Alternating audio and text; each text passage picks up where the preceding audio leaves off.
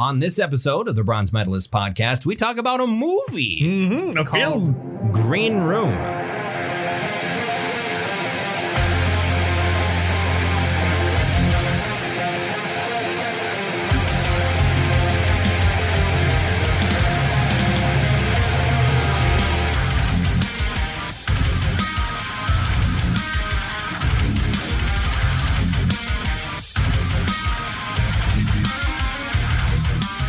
Hi, everyone. Welcome to another episode of the Bronze Metalist podcast. I'm Ken. I'm OJ. We're two professional broadcasters. We like metal and we like to talk about it. And sometimes, every once in a blue moon, we like to watch a movie that's tangentially related to metal and talk about it. Even though one movie was not at all related to metal, it was just That's true. It was something we just wanted to watch for a while. and we The watched other it ones we have watched were metal related. somehow on some level. And this is the first unquestionably good movie that we have watched to talk about on this program. That's true. This is actually the first. Yeah, I think back.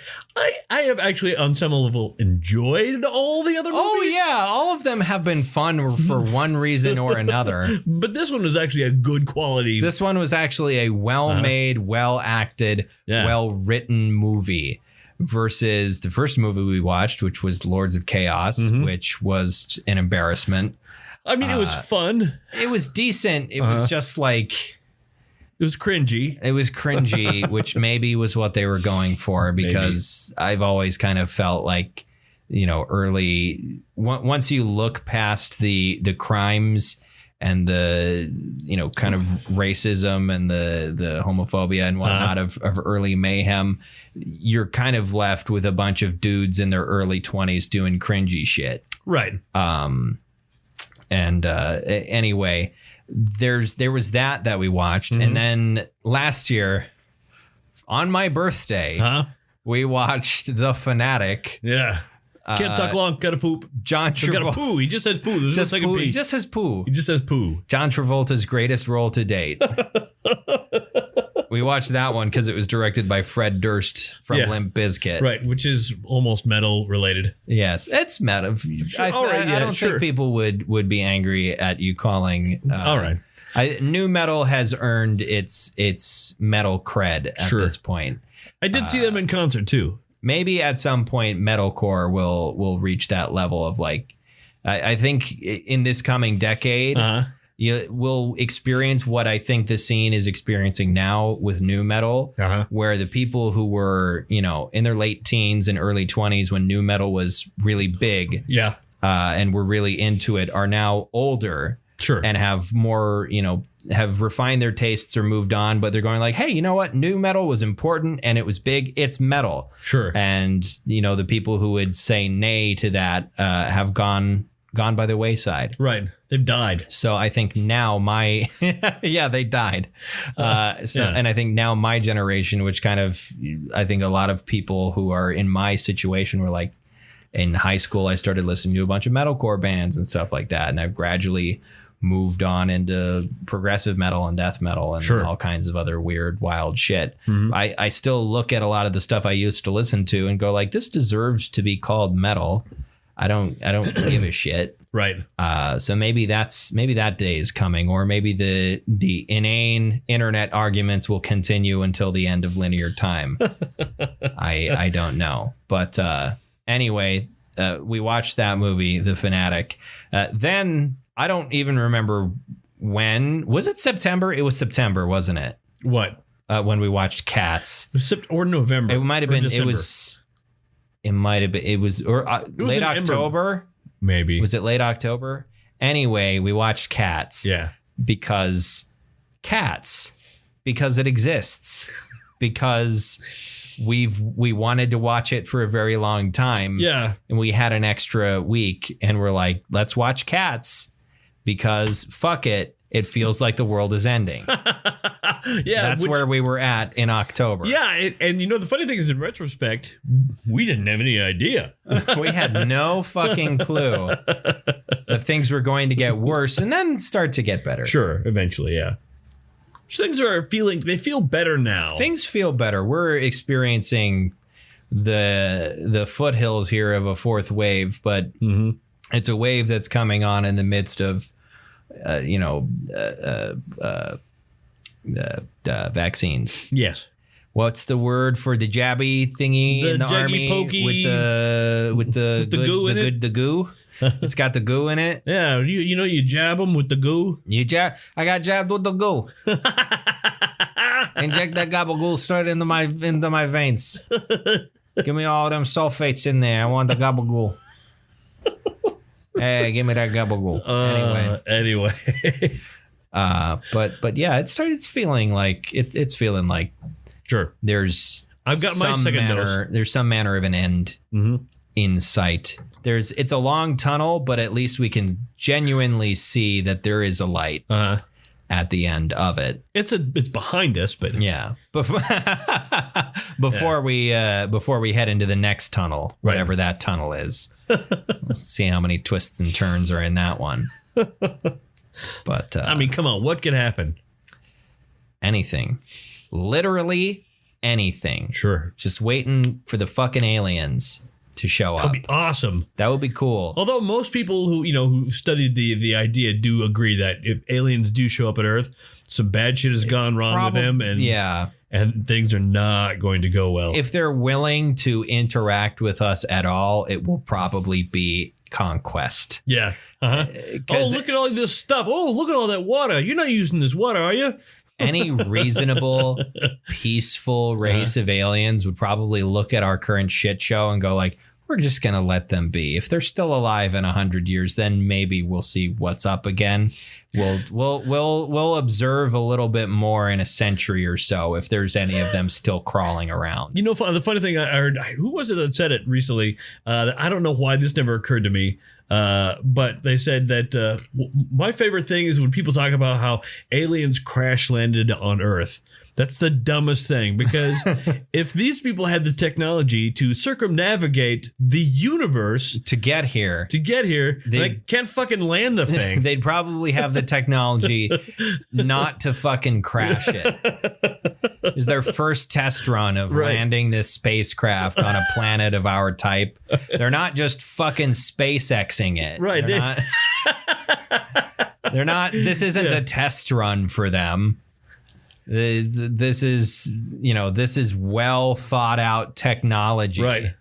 That it's way more advanced than what we have. Tested, obviously, because there's not a single star in our reasonably close neighborhood that has any habitable planets nearby it. So it means they're coming from a very long ways away, which means they either have taken an extremely long time to get here, or they have some insane batshit technology as magic type shit that breaks all the laws of physics. Like warp. Because as far as we can understand, it is not possible to go faster than the speed of light. There's no way to actually exceed the speed of light. Just looking at my cat. Yeah, she's chewing off her paws. I think she's chewing on her nails, isn't she? All right. It doesn't. I was concerned. She's never bled on my carpet, so I just assume that whatever she's doing is fine. Yeah, we have a bleeder at our house because she's missing a leg. Oh, Peggy. Yeah, and she keeps on whacking the stump on stuff, and then the scab will come off, and then you go into the bathroom, and then we just look like a very small murder was committed in that bathtub. Oh no! But she's going into the vet in a week and a half, I think, and they're going to possibly amputate more of the leg. So it's not enough for her to hit on stuff. Right. Because I imagine other than her hitting it on stuff, it's not really touching the ground. She's not using it to walk. No, she's not using it to walk. She walks perfectly on three legs, I imagine. It's hilarious. She's like Yoda from the prequels. And just walking around she walks very, very slow with a limp, and until you piss her off, and then she pulls out her lightsaber, and she's that 2 foot tall frog on ketamine. Yeah. Yes. Driving a Honda Civic. I miss the heyday of that meme. It was a weird meme. But yeah, I don't know. She does that sometimes, or I'll hear gross cracking noises. I think she's mostly like chewing on the tips of her nails to maybe smooth them out or so. I don't know what the fuck she's doing. She's a cat. Cats are weird. She does her own thing. As long as she's not bleeding, she's probably fine. She seems...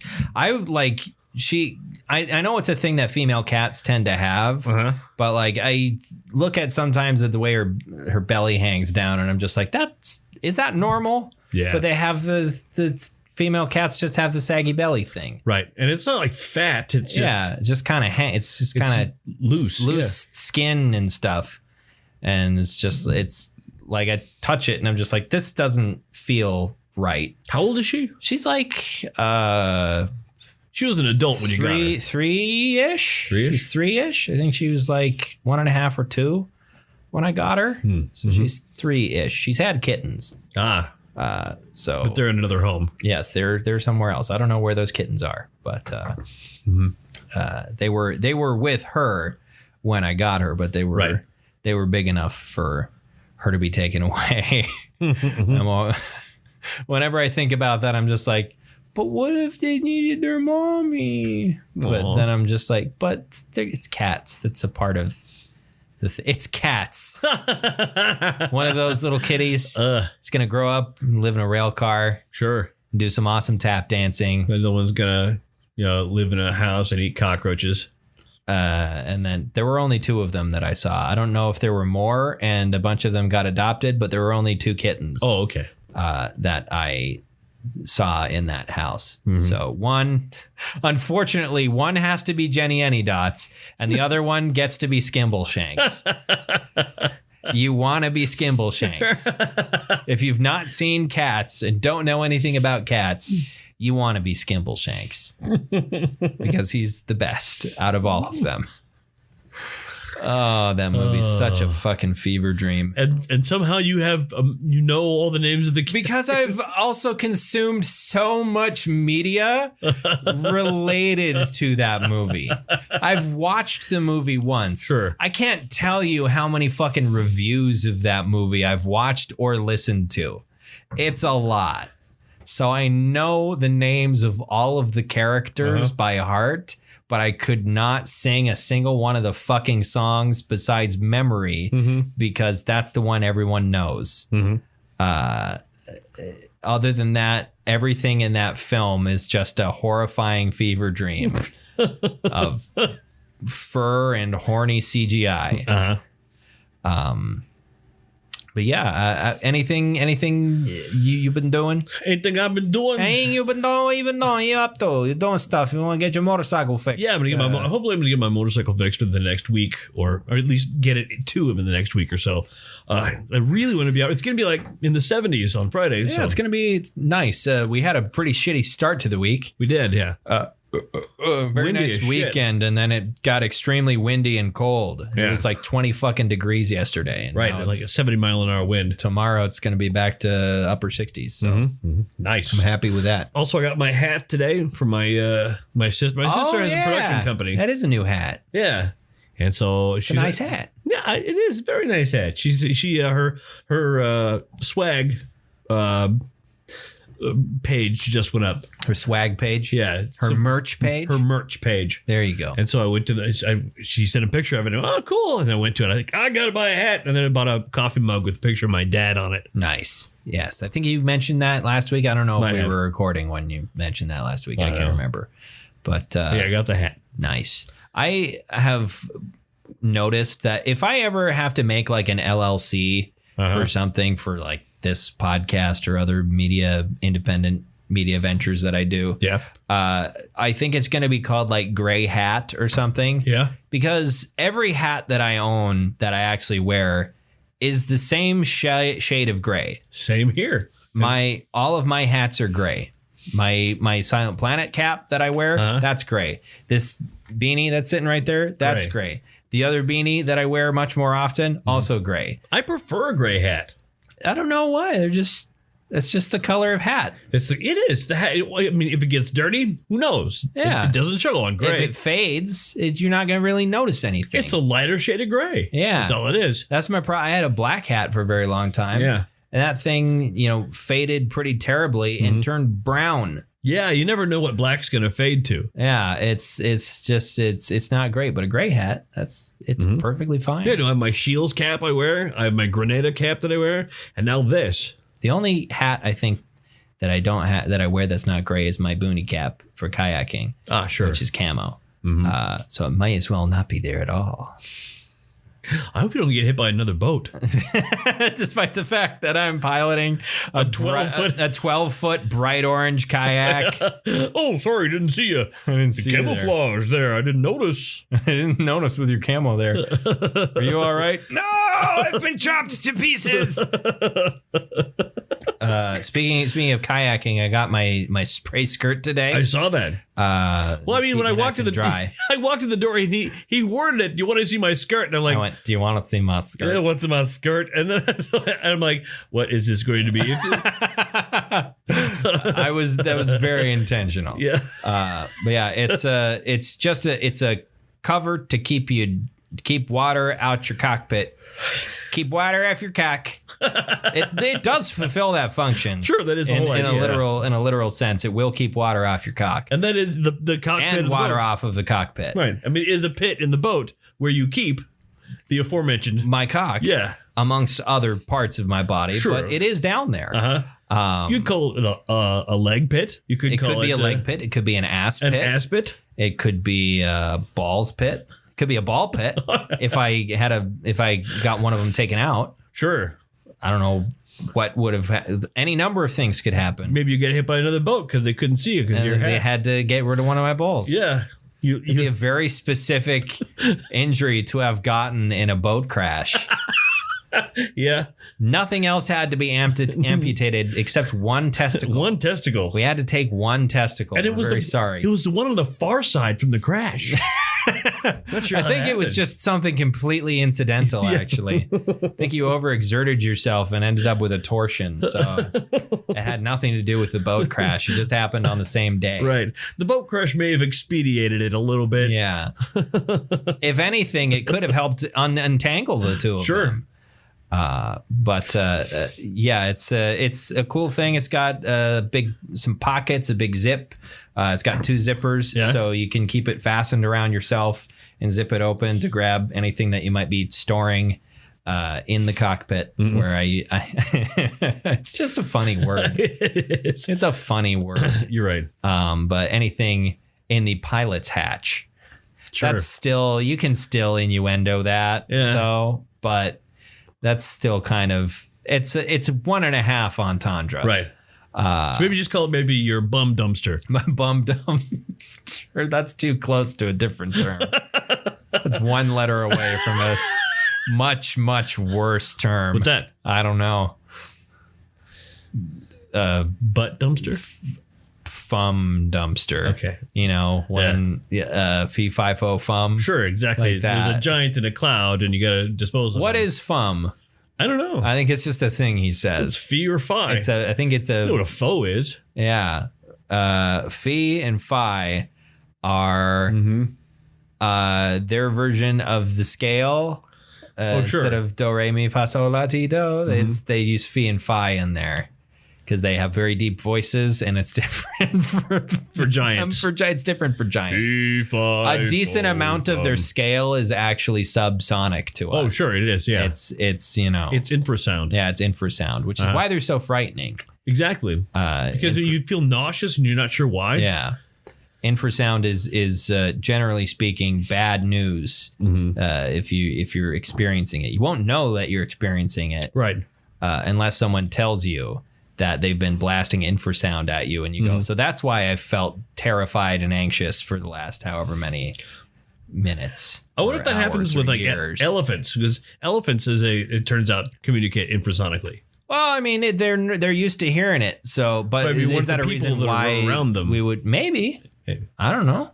I guess if I'm standing in front of a bull elephant, the reason I'm terrified is not the sounds that it makes. No. Yeah, that had to have been a thing like in prehistory though, with like mammoths and shit. Sure, because I think mastodons. I guess mammoths or African elephants were once much more widespread, but there also used to be less people. Right. So I have to wonder like how often throughout history up until recent population explosions, humans really came in contact with African elephants all that much. But like mammoths and shit, I don't know. Maybe it's, people hunted those sometimes. Right. That sort of thing. I don't fucking know. I think a lot of the area where mammoths were and humans were at the same time, there wasn't a whole lot of choice. Yeah, there were places with less room than the wide open spaces of Africa, I suppose. Less room and less. Unless you're in Siberia, which is pretty fucking wide open. But sure. And you had some winter situations and like, I got to kill something because. Yeah. Let's go kill this big thing that's making spooky noises. Right. I think we've talked about this before. How fucking cute would a baby mammoth be? Like you see the mummified ones, but like a living baby mammoth, because baby elephants fucking adorable. Absolutely. They're the cutest things in the world. A baby mammoth, you take a baby elephant and make it fuzzy. Holy shit. Wow. Cute as hell. I want one. If they're going to, as soon as they start cloning them fucks, I want one. They're going to, the Russians are going to do it at some point. They're the only people crazy enough to actually do it.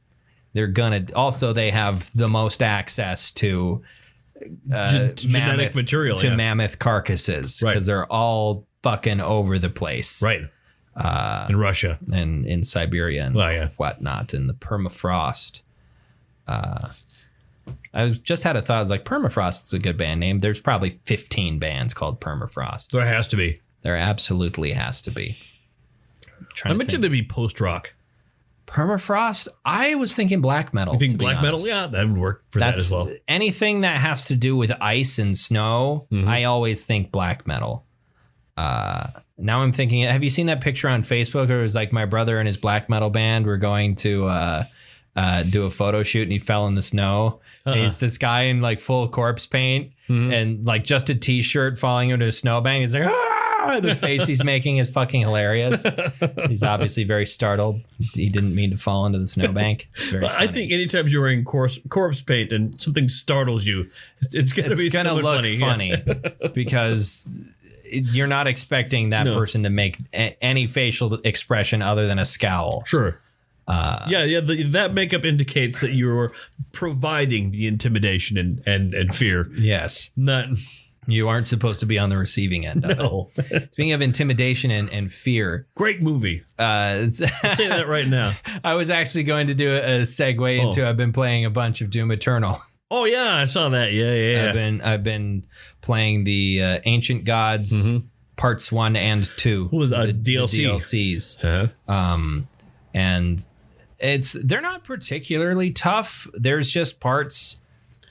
just as many parts as in the main campaign where I get angry because it feels like I get fucked up and it feels like absolute bullshit. Yeah. It's like, this is bullshit. I got stuck. Why is that's not fair. I get angry, but I'm also not particularly good at it. There was a period there by like last May where I felt like I was pretty good at Doom Eternal. I was not like beat it effortlessly on Ultra Nightmare good, but I felt pretty confident playing it on regular Nightmare, which is the hardest difficulty. And then Ultra Nightmare is if you run out of extra lives, you go back to the start of the campaign. Right. No matter where you are. Wow. In the game. I did not know that. Yeah, that's Ultra Nightmare. It's the same damage scales as Nightmare, but with the added thing of like if you run out of extra lives, when you die, it's over. You start all over. Which is also means that a lot of people, if you die first couple of fights in the campaign, if you die, you go right back, and so you have to listen to the opening cutscene, or at least the first 3 seconds of the opening cutscene over and over again before they let you skip it. You get to hear King Novik begin his little soliloquy. It's like, shut the fuck up, I know. Rip and tear until it's done. Yeah, let me go do it. Yeah, I think the story in the DLCs is kind of neat.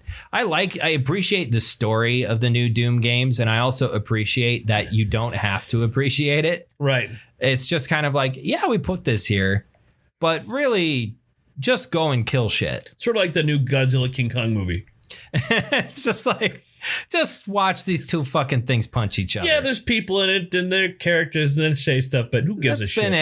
That should be every Godzilla movie. I do think the new Godzilla ones, the big complaint generally is it focuses way too much on the people, and there's not enough Godzilla. Right. And we saw way too much of Matthew Broderick in that movie.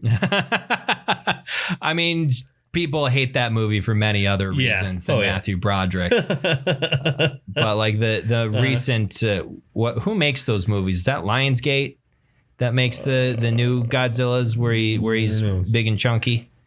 I don't know. Husky Godzilla.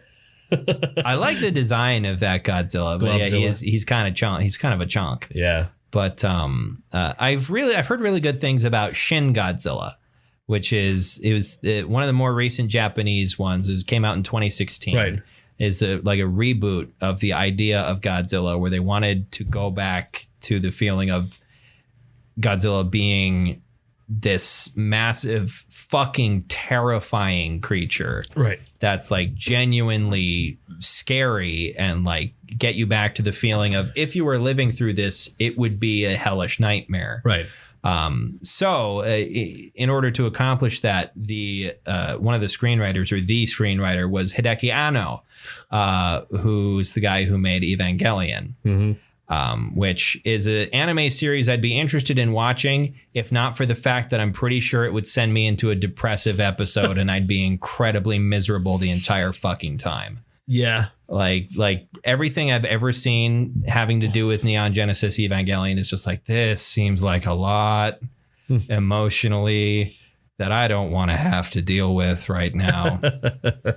I think it's weird how in anime and other forms of fiction as well. Yeah. I think a lot of recent Western young adult fiction plays up on this trope too, but it's like, who are we going to have pilot these, gigantic war machines to help save the world? I know, emotionally unstable teenagers.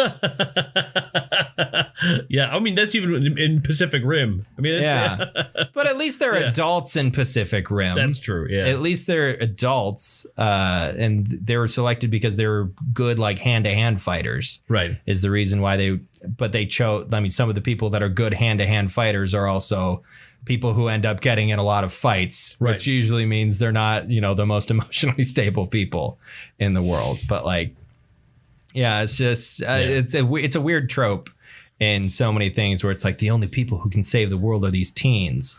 In Evangelion, it makes sense because there's an incredibly fucked up reason why it has to be those kids. Uh-huh. But in so much like Western young adult fiction, it's like, why does it have to be a teenager? Why is the teenager the chosen one? Why can't it be some accomplished person who knows what they're doing? Why does it have to be this teenager that's never done it before? Because we want to market this to teenagers. That's why. Yeah, and it's an old trope too. It's part of the hero's journey. You start up with the carte blanche. You start with but you can have that be a 19-year-old. Luke Skywalker, for example, 19 years old. Sure. Not a grizzled 45-year-old veteran. He's a blank slate. He's just a farm boy that grew up on a desert planet. Right. And has very little going on, and then he goes on his journey. Mm-hmm. It doesn't have to be a 13-year-old whose mom died or whatever. And but Luke's parents are dead too. One of Luke's parents is dead. Well, no, they're both dead.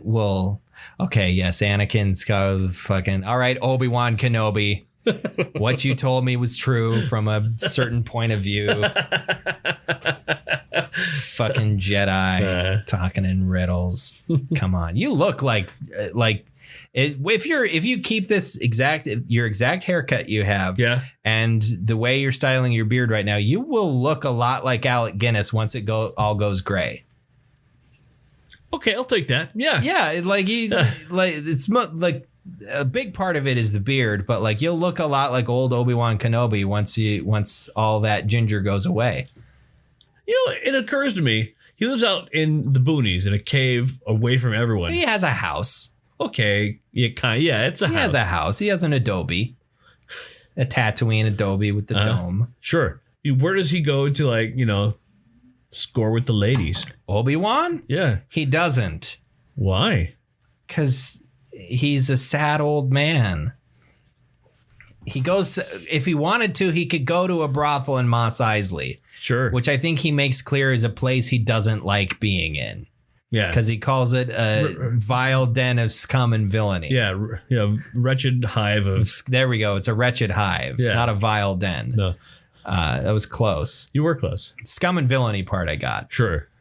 But I think he says they about might the whole town, or they might explore that. There's the Obi-Wan series coming up. They might be exploring that. I'm excited to see Ewan McGregor get to be Obi-Wan more. Right. So that's definitely going to happen. Yes. Okay. It's 100% happening now. So I heard Kumail Nanjiani might be attached to it now. He could be. Hayden Christensen's making some manner of appearance, probably a flashback of some sort, or maybe Obi-Wan's having like a what if dream of like, this is what my life would be like if things didn't go horribly wrong. Here's Anakin and his happy family.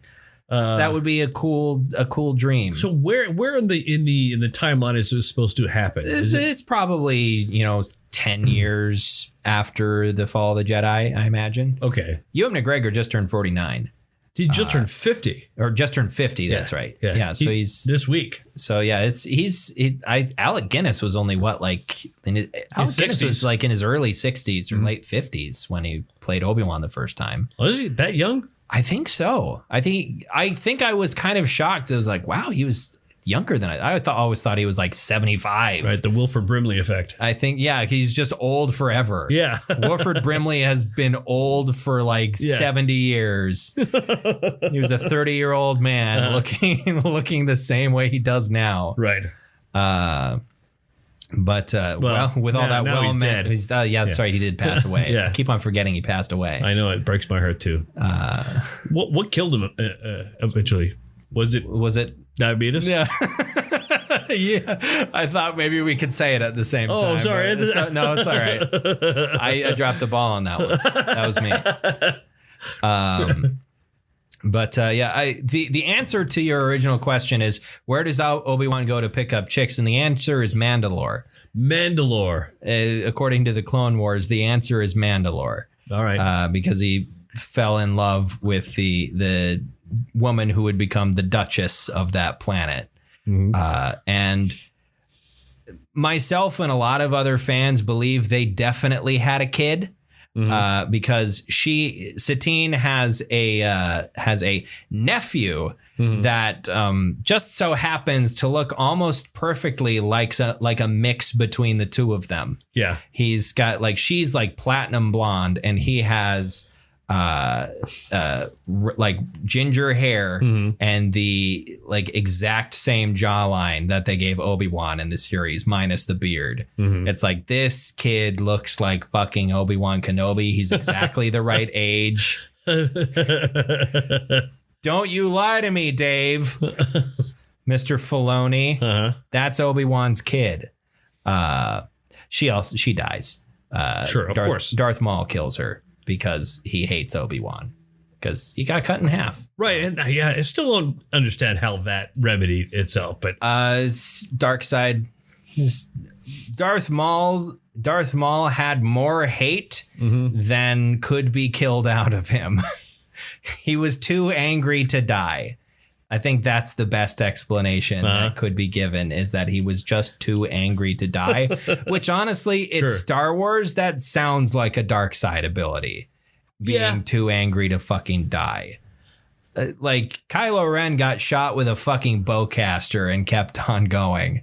So, I mean, and the thing is I picture, whenever you mention Darth Maul, I picture the actor in the movie, Ray Park. It was not, I mean, the paint, the makeup made him look really menacing, but in real life, he's not. No, menacing. he's just he does not look like he's just a guy. Has that much hate in him. He's just a guy. Yeah. All the hate was, I mean, he's the makeup and everything, and then the few times he actually talks in the movie was Peter Serafinowicz.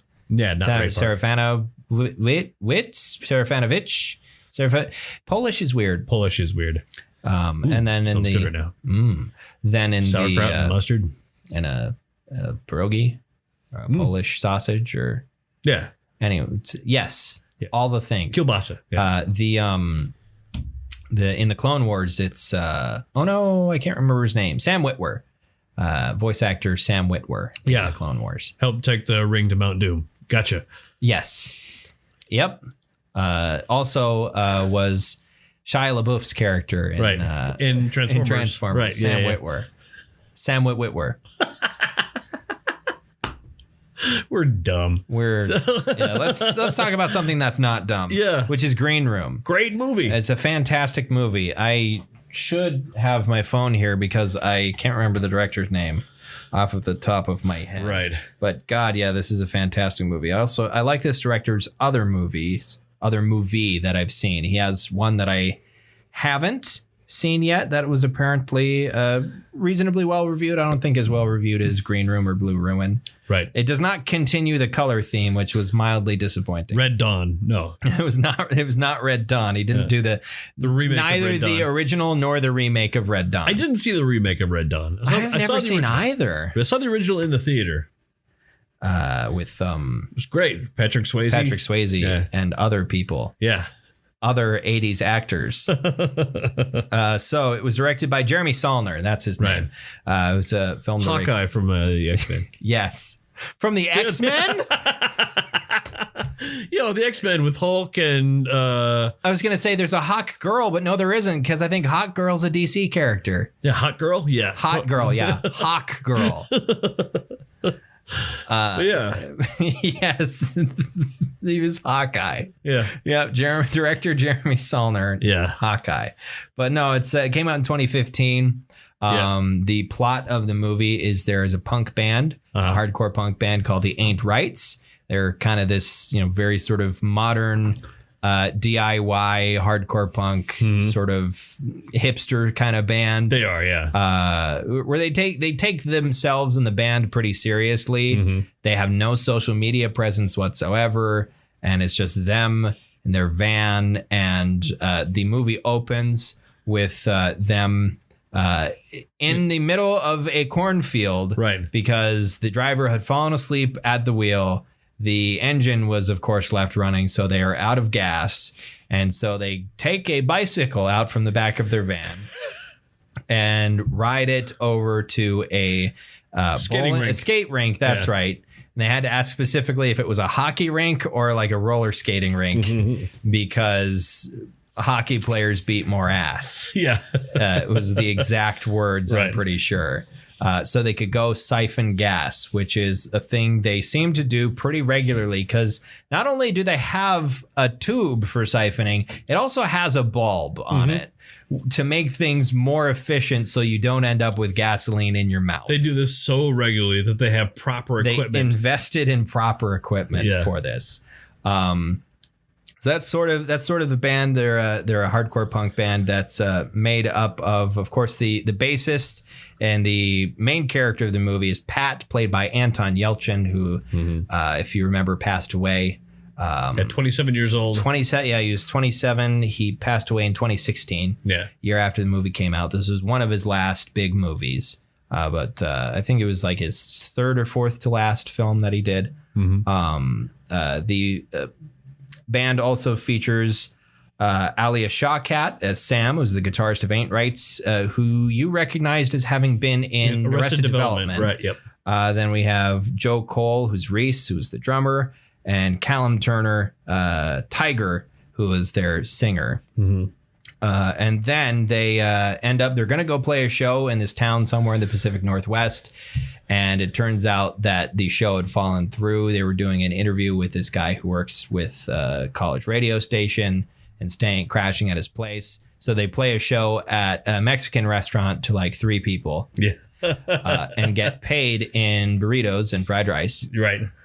And then he tells them that his cousin can hook them up with a gig at this place that's this venue that's sort of in the sticks, but they're going to get paid for it. Sure. And he lets them know that, hey, this is a skinhead place. There's going to be a lot of unsavory people there. And they're like, well, we've had to deal with, there's a couple of skinheads at every show. It's whatever. Sure. This is also a movie that I think takes the movie takes the music very seriously. It does, yeah. And it's, I think, a very accurate representation of like the extreme rock sort of scene in a certain sense of like, yeah, they do end up at this skinhead bar or whatever, but like it's, yeah, this is a venue and they're playing genuine hardcore punk and like they're like and they were told to keep it to the heavier stuff. Yeah, in this venue. Yeah. The music that you hear in the venue outside of them is like all death metal and black metal and stuff. Thrash it's not like I think there's so many movies where it's like, yeah, here's this metal band and they're playing like shock rock from the 80s. Right. But anyway, like there's a tendency in a lot of movies that feature like this is a metal movie, and the metal, it's clear, is being all of the scenes revolving around the music were written by someone who doesn't know the first goddamn thing about the music. Right. And so I was like watching this the first time. I was like, wow, this feels authentic to me. So they end up at this venue, which, again, is a skinhead venue. There's swastikas fucking all over the place. There's Confederate flags, despite the fact they're in the Pacific Northwest. Right. Because that's just how rednecks do. It doesn't matter where you are. They'll put up a fucking Confederate flag, even if you're in fucking North Dakota, the furthest place from the American South. But anyway, they start to play a show. And while they're in the titular green room, right, Anton Yelchin, Pat, says, I have a really stupid fucking idea. The idea was to open their set with Nazi Punk's Fuck Off by the Dead Kennedys. Yes. And it gets a couple bottles thrown at them. It does. And some people leave, and then they start playing some of their older stuff and sort of win back the crowd, just because it's heavy shit. And the people start moving, mosh pits start. Right. End of scene. So they're loading out. They're getting all their stuff. They're getting back into their van, and the guitarist remembers that she had left her phone on the charger in the green room. She goes back to get it.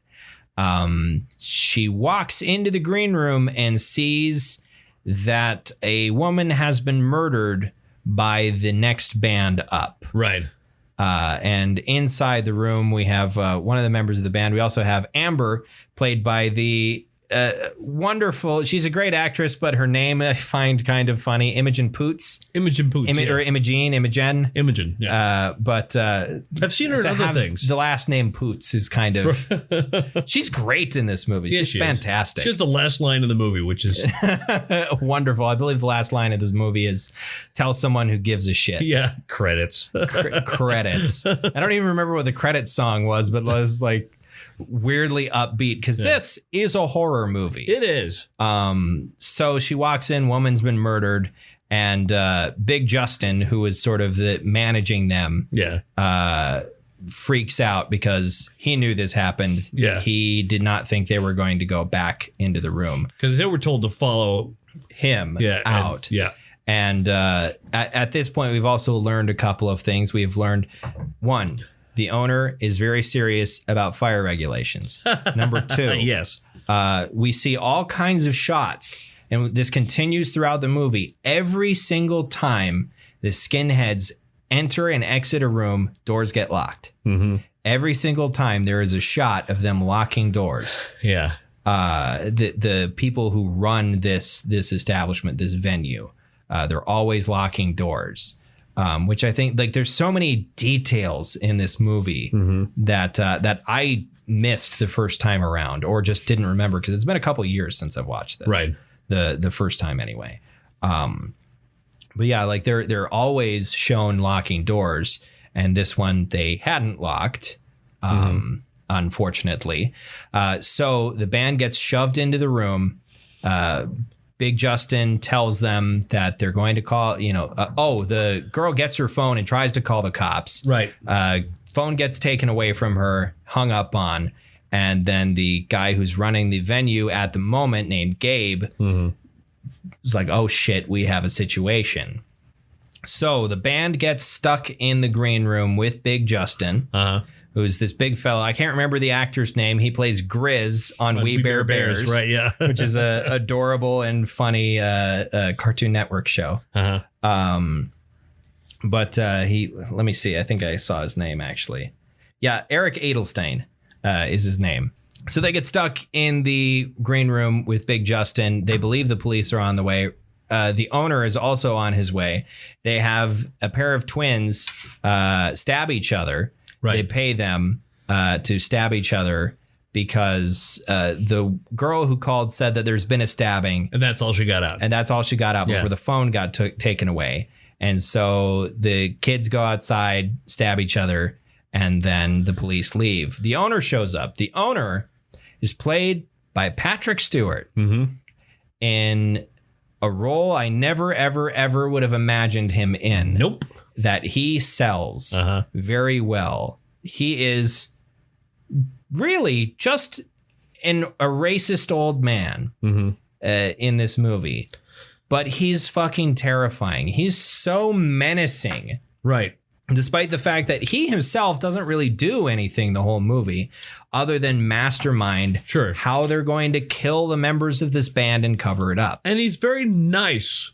But he's like Lord Humongous in Road Warrior. Except, he's not wearing BDSM gear. Right. And is all oiled up and muscly. But like Lord Humongous in The Road Warrior is a very eloquent and well-spoken and very reasonable villain. Sure. He's always up on top of his car saying like, hey, we want your gasoline.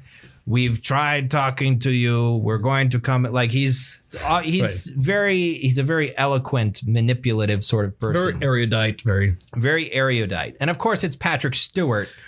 You're not going to get a performance that is an erudite. I don't think it's possible for him to play a character that's not well spoken. Let me tell you that at times I was teetering. I was teetering going one way or the other. I was teetering going, well, this kind of almost puts me off because Patrick Stewart cannot do anything that doesn't have this genuine layer of calm and and intelligence and thought out. I mean, would this guy be in charge of and on the other hand, I teetered the other directions that the level of calm and togetherness is fucking terrifying. That's where I'm at with that. I think the sort of person that could keep a gang, because it becomes clear that this is an extremely well organized group of skinheads, and it's because of him. Yeah, because of him. We find out the whole reason they decide that they have to kill the band is because they cannot have. I think that like with the murder thing, all the skinheads were like, we didn't want this murder to happen. We didn't want this woman to be killed, but we cannot have the police in our building because there is a drug lab underneath it. Right. Heroin. That we use to make all of our money. That was another thing that was very odd to hear. Patrick Stewart says the N-word. Yeah. A couple of times. And that's like, oh, Jean-Luc, no. Jean-Luc, please. But Professor X. Why Professor X? But they have a drug lab there, which is why they cannot have the police in the building doing any kind of investigation. And so they decide they're going to kill the members of the band. The way they're going to do it is the guy who's the second in command of this gang also trains attack dogs for a living. Fight dogs. Yeah. Fight dogs. They're fighting dogs. He trains them for a living, and they're going to bring a couple of these dogs there.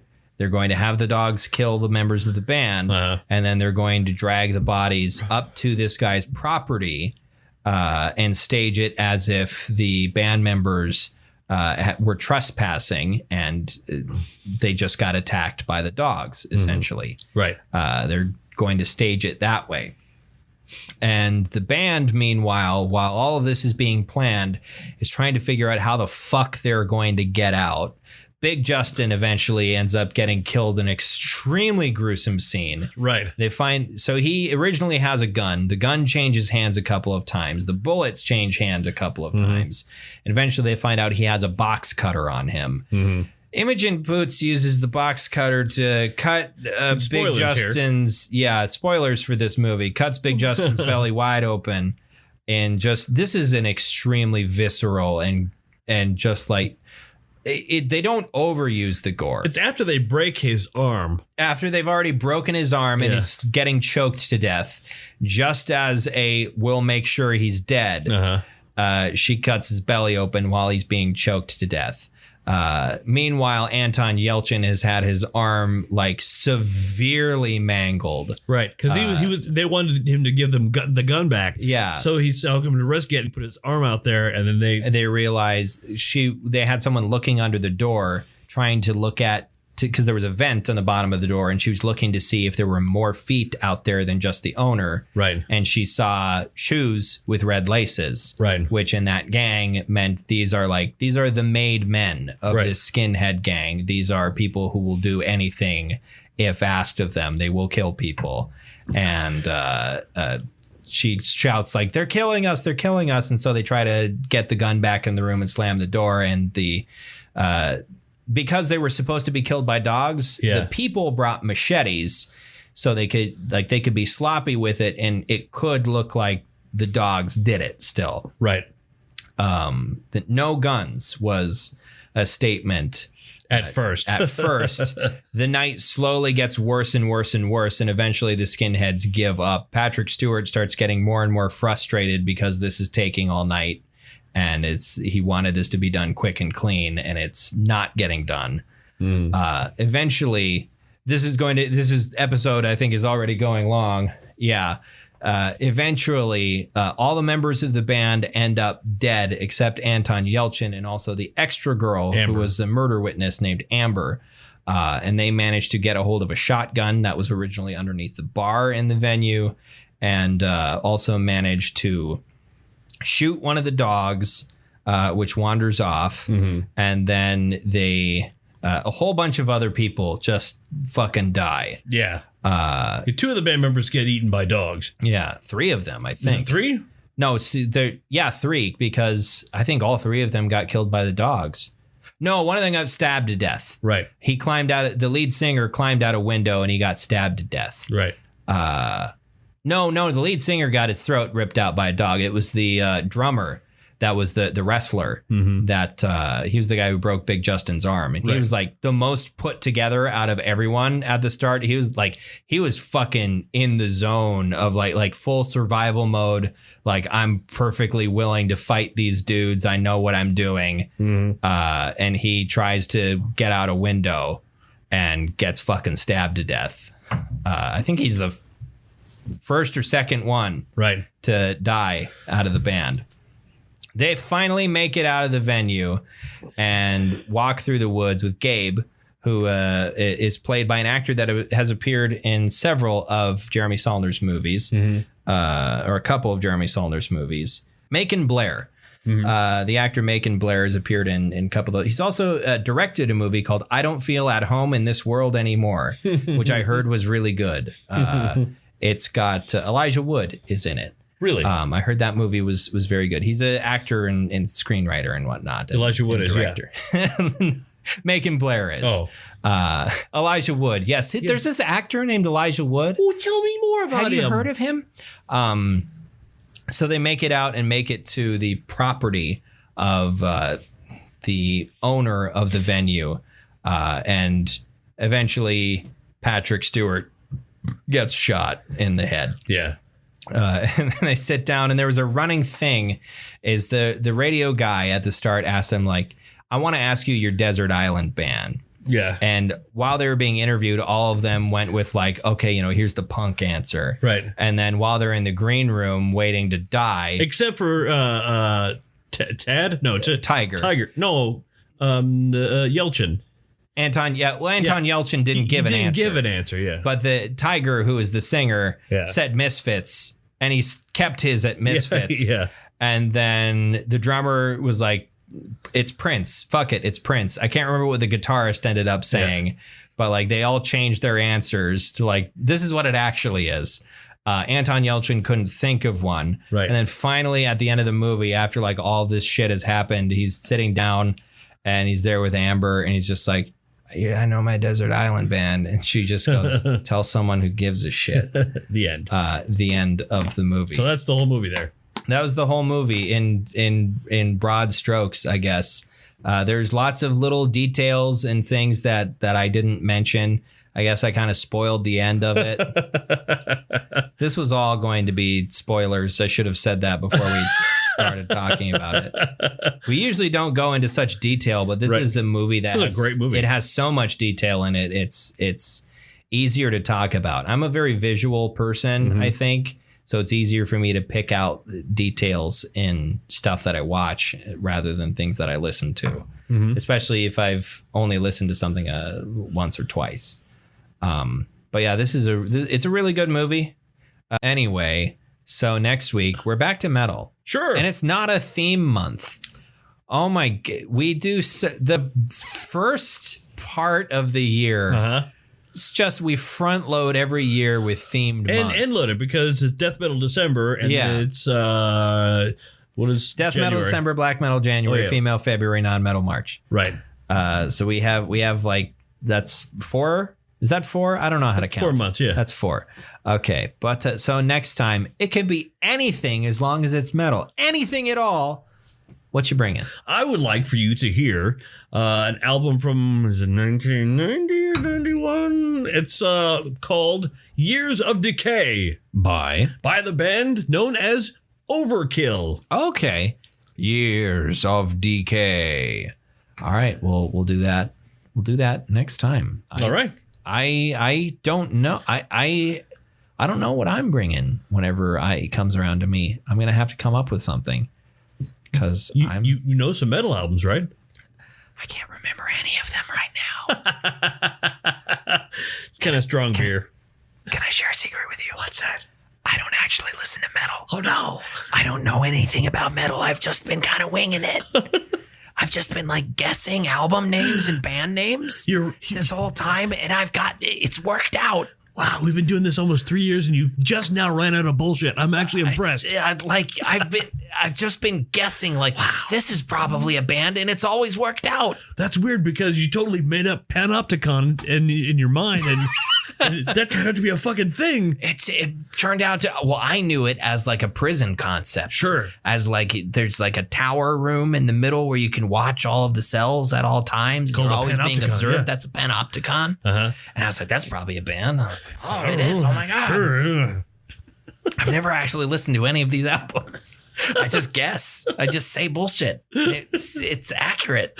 You meant to say Mammoth one time and accidentally said Mastodon. And that turned out to be a whole thing. And then the next time I said Mammoth, I was just like, what if it was Acid Mammoth? And that turned out to be a thing. This is crazy. It's just... Just fuck around and say something next time and maybe we'll hit one. Maybe we'll hit one. Say something that sounds scary. The only album I've actually listened to was that Duran Duran one.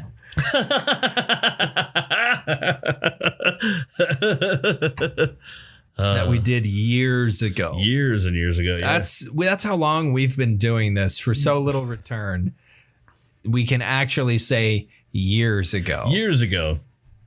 As in more than one. It's not been that long, but it has been more than one. It's been 2.5, yeah. It's been plural. Yeah. It's plural. So anyway, until we get to our next episode, find us on Facebook and on Twitter. And episode links. Do you need me to call a doctor right now? Yeah. Yeah. Not even for any reason. I just want to talk to him. All right, cool. Ask him some questions. Or her some questions. Yeah. That was presumptive of me. Or them. Whomever they might be, a human being. What if it's not a human being? What if it's a dog doctor? That would be a dogter. I want to have a conversation with a dog doctor. Yeah. But that's also assuming that this dogter can talk. Well, I mean, they could bark. They could. It'd be difficult. It'd be like talking to Chewbacca. Sure. Who got a medal from Mascanada. I have to say it at least once an episode. I didn't get to say it. Right. I didn't say it earlier. We're trying to end the episode. Thanks very much for listening. Oh, Facebook, Apple, Twitter, your Apple Podcasts, and on yada yada. Fuck it. Thanks for listening. I'm Kale. I'm OJ. Congratulations.